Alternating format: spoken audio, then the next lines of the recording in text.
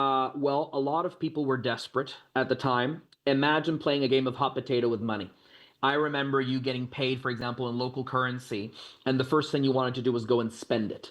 So that meant that, you were holding on to worthless pieces of paper and you had to go and spend it on anything, even things that you did not need. And so people turned to, even buying liquor, Hmm. cell phones, more clothes, shoes, anything that could help preserve their value. Obviously, more sophisticated people would, convert their bolivars to US dollars or would buy gold. But then what really happened that was terrible in the Venezuelan case is that remember that on top of hyperinflation, we were hit with capital controls.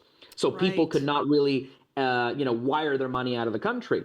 And in fact, I've told this story on occasion where my mom got her money out, our money out, just before those restrictions were put in place. And if it wasn't for that, I probably wouldn't have turned out to be an attorney and do everything I do because my mom was able to give me top-notch education. We were still able to travel because my mom was able to get the bulk of our money out of there, and because my mother is sophisticated in terms of finance.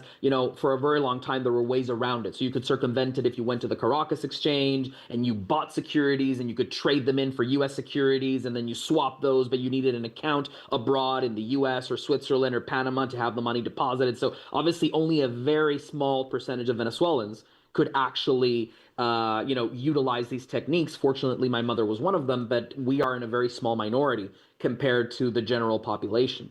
And in terms of the day to day, remember, so we had capital controls, hyperinflation, and on top of that, we had price controls, which obviously never work. And so what that No, they generated was, don't. imagine, the worst of the worst. It was a cocktail of disaster.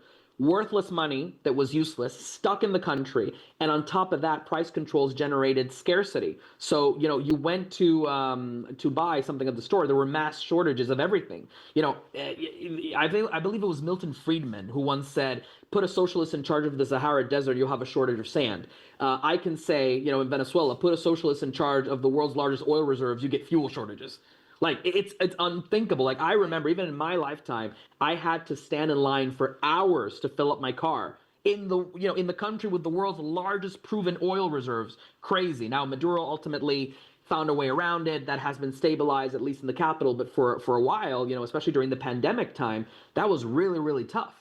Mm. And I would remember, for example, when the exchange rates would go up, and I remember paying north of something like 9 million or 11 million bolivars to $1. I remember having the highest available banknote being completely and utterly worthless, being worth less than a dollar, essentially.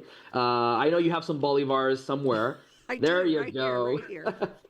That I have yeah, more that's than one of this those. too. This is a And so yeah, million. I completely remember all of that. And it's just desperate. People's wealth is completely wiped out.